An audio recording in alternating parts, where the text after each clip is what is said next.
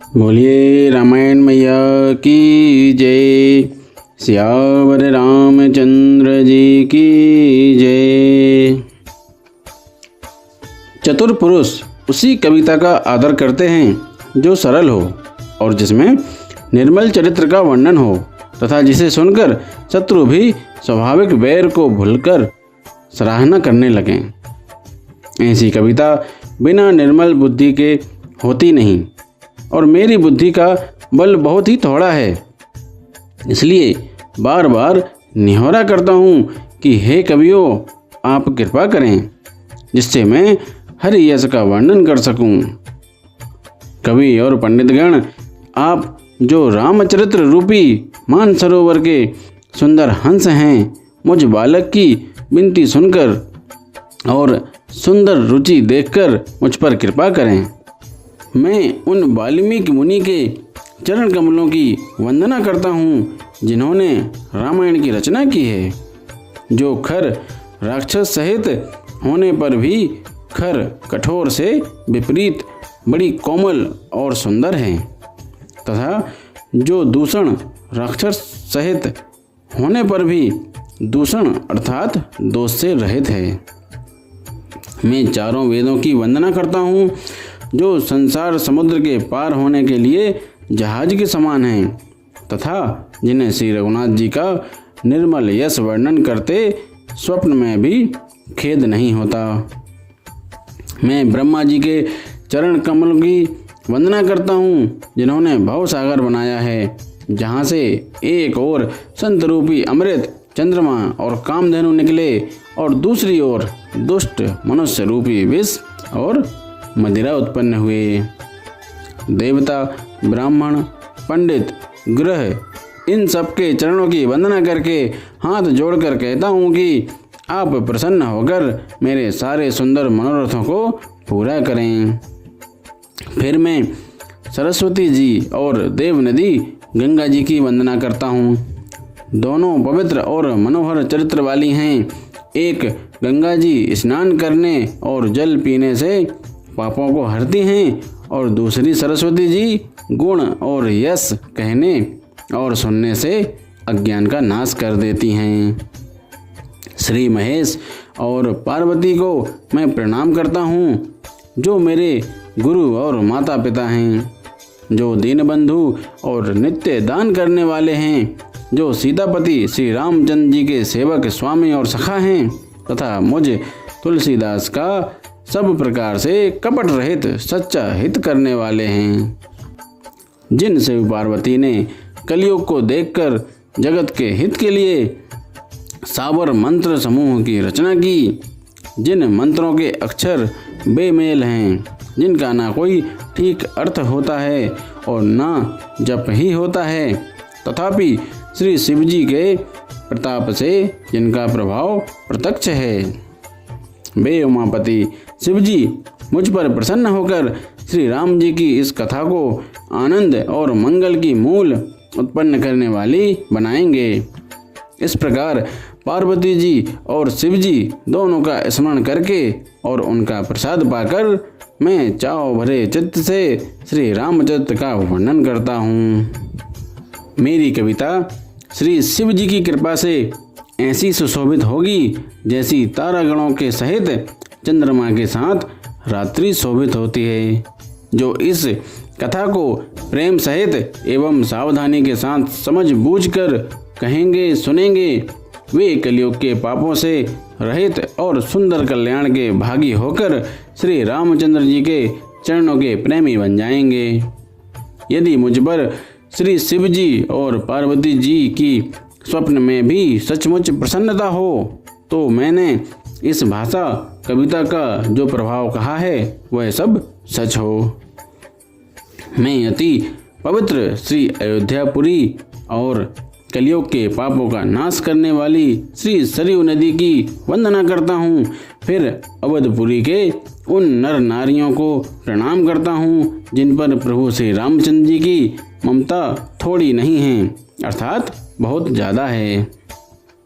उन्होंने अपनी पुरी में रहने वाले सीता जी की निंदा करने वाले धोबी और उसके समर्थक पुर नर नारियों के पाप समूह को नाश कर उनको शोक रहित बनाकर अपने लोक धाम में बसा दिया। मैं कौशल्या रूपी पूर्व दिशा की वंदना करता हूँ, जिनकी कीर्ति समस्त संसार में फैल रही है। जहाँ कौशल्या रूपी पूर्व दिशा से विश्व को सुख देने वाले और दुष्ट रूपी कमलों के लिए पाले के समान श्री रामचंद्र जी रूपी सुंदर चंद्रमा प्रकट हुए, सब रानियों सहित राजा दशरथ जी को पुण्य और सुंदर कल्याण की मूर्ति मानकर मैं मन वचन और कर्म से प्रणाम करता हूँ। अपने पुत्र का सेवक जानकर वे मुझ पर कृपा करें, जिनको रचकर ब्रह्मा जी ने भी बड़ाई पाई तथा जो श्री राम जी के माता और पिता होने के कारण महिमा की सीमा है। मैं अवध के राजा श्री दशरथ जी की वंदना करता हूँ, जिनका श्री राम जी के चरणों में सच्चा प्रेम था, जिन्होंने दीन दयालु प्रभु के बिछड़ते ही अपने प्यारे शरीर को मामूली तिनके की तरह त्याग दिया। मैं परिवार सहित राजा जनक जी को प्रणाम करता हूँ, जिनका श्री राम जी के चरणों में गूढ़ प्रेम था, जिसको उन्होंने योग और भोग में छिपा रखा था, परंतु श्री रामचंद्र जी को देखते ही वह प्रकट हो गया। भाइयों में सबसे पहले मैं श्री भरत जी के चरणों को प्रणाम करता हूँ, जिनका नियम और व्रत वर्णन नहीं किया जा सकता तथा जिनका मन श्री राम जी के चरण कमलों में भौरे की तरह लुभाया हुआ है, कभी उनका पास नहीं छोड़ता। मैं श्री लक्ष्मण जी के चरण कमलों को प्रणाम करता हूँ, जो शीतल सुंदर और भक्तों को सुख देने वाले हैं। श्री रघुनाथ जी की कीर्ति रूपी विमल पताका में, जिनका यश पताका को ऊंचा करके फहराने वाले दंड के समान हुआ, जो 1000 सिर वाले और जगत के कारण 1000 सिरों पर जगत को धारण कर रखने वाले शेष जी हैं, जिन्होंने पृथ्वी का भय दूर करने के लिए अवतार लिया। वे गुणों की खानी कृपा सिंधु सुमित्रा नंदन श्री लक्ष्मण जी मुझ पर सदा प्रसन्न रहें। मैं श्री शत्रुघ्न जी के चरण कमलों को प्रणाम करता हूँ, जो बड़े वीर सुशील और श्री भरत जी के पीछे चलने वाले हैं। मैं महावीर श्री हनुमान जी की विनती करता हूँ, जिनके यश का श्री रामचंद्र जी ने स्वयं अपने श्रीमुख से वर्णन किया है। मैं पवन कुमार श्री हनुमान जी को प्रणाम करता हूँ, जो दुष्ट रूपी वन को भस्म करने के लिए अग्नि रूप हैं, जो ज्ञान की घन मूर्ति हैं और जिनके हृदय रूपी भवन में धनुष बाण धारण किए श्री राम जी निवास करते हैं। वानरों के राजा सुग्रीव जी, रीछों के राजा जाम्बवान जी, राक्षसों के राजा विभीषण जी और अंगद जी आदि जितना वानरों का समाज है, सबके सुंदर चरणों की मैं वंदना करता हूँ, जिन्होंने अधम पशु और राक्षस आदि शरीर में भी श्री रामचंद्र जी को प्राप्त कर लिया।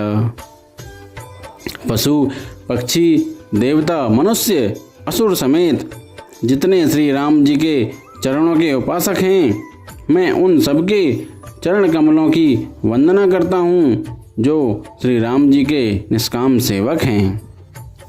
सुखदेव जी, सनकादि, नारद मुनि आदि जितने भक्त और परम ज्ञानी श्रेष्ठ मुनि हैं, मैं धरती पर सिर टेक कर उन सबको प्रणाम करता हूँ। हे मुनीश्वरों, आप सब मुझको अपना दास जानकर कृपा कीजिए। राजा जनक की पुत्री, जगत की माता और करुणा निधान श्री रामचंद्र जी की प्रियतमा श्री जानकी जी के दोनों चरण कमलों को मैं मनाता हूँ, जिनकी कृपा से निर्मल बुद्धि पाऊँ।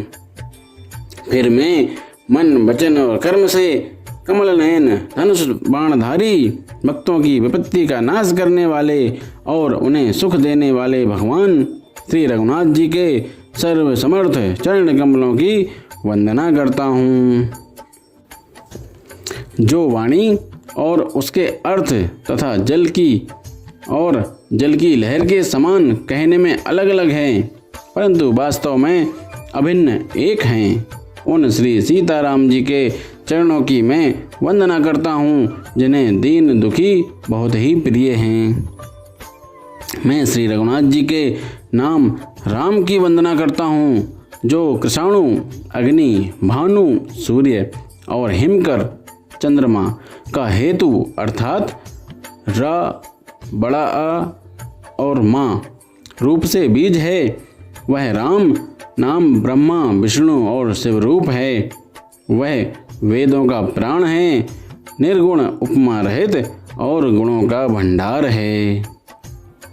जो महामंत्र है, जिसे महेश्वर श्री शिव जी जपते हैं और जिनके द्वारा जिसका उपदेश काशी में मुक्ति का कारण है, तथा जिसकी महिमा को गणेश जी जानते हैं, जो इस राम नाम के प्रभाव से ही सबसे पहले पूजे जाते हैं। आदि कवि श्री वाल्मीकि जी राम नाम के प्रताप को जानते हैं, जो उल्टा नाम मरा मरा जपकर पवित्र हो गए। श्री शिव जी के इस वचन को सुनकर कि एक राम नाम सहस्त्र नाम के समान है, पार्वती जी सदा अपने पति श्री शिव जी के साथ राम नाम का जप करती रहती हैं। नाम के प्रति पार्वती जी के हृदय की ऐसी प्रीति देखकर श्री शिव जी हर्षित हो गए और उन्होंने स्त्रियों में भूषण रूप, पतिव्रताओं में शिरोमणि पार्वती जी को अपना भूषण बना लिया, अर्थात उन्हें अपने अंग में धारण करके अर्धांगिनी बना लिया। नाम के प्रभाव को श्री शिव जी भली भांति जानते हैं, जिस प्रभाव के कारण कालकूट जहर ने उनको अमृत का फल दिया। श्री रघुनाथ जी की भक्ति वर्षा ऋतु है। तुलसीदास जी कहते हैं कि उत्तम सेवक गण धान हैं और राम नाम के 2 सुंदर अक्षर सावन भादों के महीने हैं। दोनों अक्षर मधुर और मनोहर हैं, जो वर्णमाला रूपी शरीर के नेत्र हैं, भक्तों के जीवन हैं तथा स्मरण करने में सबके लिए सुलभ और सुख देने वाले हैं, और जो इस लोक में लाभ और परलोक में निर्वाह करते हैं, अर्थात भगवान के दिव्य धाम में दिव्य देह से सदा भगवत सेवा में नियुक्त रहते हैं।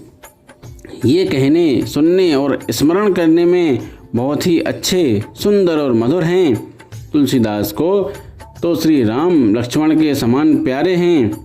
इनका र और माँ का अलग अलग वर्णन करने में प्रीति विलगाती है, अर्थात बीज मंत्र की दृष्टि से इनके उच्चारण, अर्थ और फल में भिन्नता दिख पड़ती है, परंतु हैं ये जीव और ब्रह्म के समान स्वभाव से ही साथ रहने वाले, सदा एक रूप और एक रस। ये दोनों अक्षर नर नारायण के समान सुंदर भाई हैं। ये जगत का पालन और विशेष रूप से भक्तों की रक्षा करने वाले हैं। ये भक्ति रूपिणी सुंदर स्त्री के कानों के सुंदर आभूषण हैं और जगत के हित के लिए निर्मल चंद्रमा और सूर्य हैं। ये सुंदर गति मोक्ष रूपी अमृत के स्वाद और तृप्ति के समान हैं। कच्छप और शेष जी के समान पृथ्वी के धारण करने वाले हैं।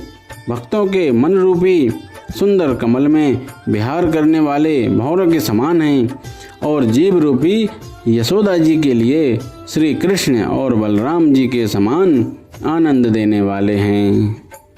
तुलसीदास जी कहते हैं, श्री रघुनाथ जी के नाम के दोनों अक्षर बड़ी शोभा देते हैं, जिनमें से एक रकार छत्र रूप रेफ से और दूसरा मकार मुकुटमणि अनुस्वार रूप से सब अक्षरों के ऊपर हैं। समझने में नाम और नामी दोनों एक से हैं, किंतु दोनों में परस्पर स्वामी और सेवक के समान प्रीति है, अर्थात नाम और नामी में पूर्ण एकता होने पर भी जैसे स्वामी के पीछे सेवक चलता है, उसी प्रकार नाम के पीछे नामी चलते हैं। प्रभु श्री राम जी अपने राम नाम का ही अनुगमन करते हैं। नाम लेते ही वहाँ आ जाते हैं। नाम और रूप दोनों ईश्वर की उपाधि हैं। ये भगवान के नाम और रूप दोनों अनिर्वचनीय हैं, अनादि हैं और सुंदर शुद्ध भक्ति युक्त बुद्धि से ही इनका दिव्य अविनाशी स्वरूप जानने में आता है। इन नाम और रूप में कौन बड़ा है कौन छोटा, ये कहना तो अपराध है। इनके गुणों का तारतम्य कमी बेसी सुनकर साधु पुरुष स्वयं ही समझ लेंगे। रूप नाम के अधीन देखे जाते हैं। नाम के बिना रूप का ज्ञान नहीं हो सकता। कोई सा विशेष रूप बिना उसका नाम जाने हथेली पर रखा हुआ भी पहचाना नहीं जा सकता, और रूप के बिना देखे भी नाम का स्मरण किया जाए तो विशेष प्रेम के साथ वह रूप हृदय में आ जाता है। नाम और रूप की गति की कहानी, विशेषता की कथा अकथनीय है। वह समझने में सुखदायक है, परंतु उसका वर्णन नहीं किया जा सकता। निर्गुण और सगुण के बीच में नाम सुंदर साक्षी है और दोनों का यथार्थ ज्ञान कराने वाला चतुर दुभाषिया है। तुलसीदास जी कहते हैं, यदि तू भीतर और बाहर दोनों ओर उजाला चाहता है तो मुख रूपी द्वार की जीव रूपी दहली पर राम नाम रूपी मणिदीप को रख। बोलिए सियावर रामचंद्र जी की जय। रामायण मैया की जय।